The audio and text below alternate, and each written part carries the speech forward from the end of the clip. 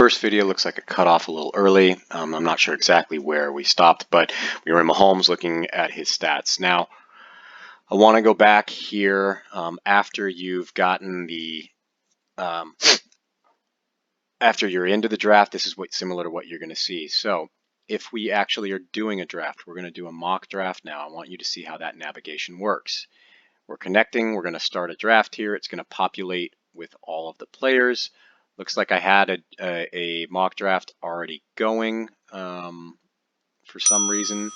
You'll see that ding noise that lets me know that my pick is up. At the top of the page here, it tells you what the order is, and it'll also give you a heads up about when you're due to draft. Right now, we're in the middle of the third round with 1:17 left. Pause the draft real quick because I want to show you how the queue works. So let's say that I've got players that I really want to draft at this point. I really like I want to keep an eye on Julian Edelman. I want to keep an eye on Tyler Lockett and Chris Godwin. I think they're going to be good. Now you'll notice I can click on their names here, go to the right arrow over here, and it populates them into the My Queue section. These are the players that A, you're taking a look at, and B, if your clock runs out, the computer should auto draft for you. Now once they're in your queue, you can move the players up and down and adjust them by using these up and down arrows. If you made a mistake and you don't want them in there, say I don't really care about Chris Godwin at this point, I'm going to go ahead and remove him. You can see right now the results, what owners have already done. You click on the results, it goes to this page here, and I can see what the last few picks have been. The first pick of the third round was Kerryon Johnson. The very last pick that just happened was Stefon Diggs. You can also click on rosters. By default, it will show you your roster. You can go into other owners' rosters to see where they are at. So I can go into Danny's roster and see he's got a quarterback, a running back, and a tight end at this point in the auto mock draft. Okay, back to the actual draft again. Let's go ahead and get it started.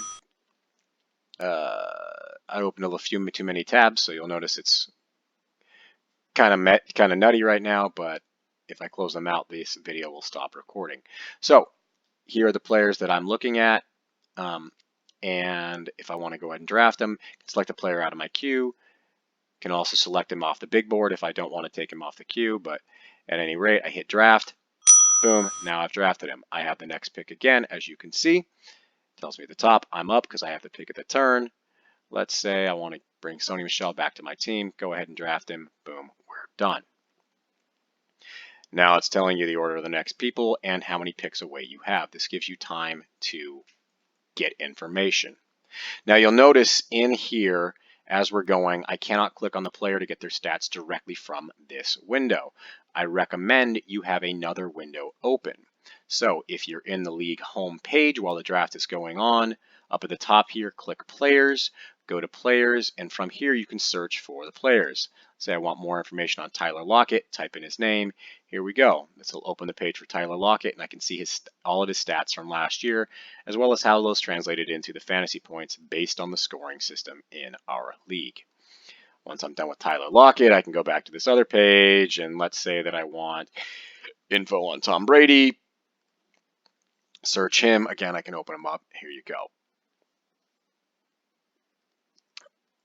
Now you can change what you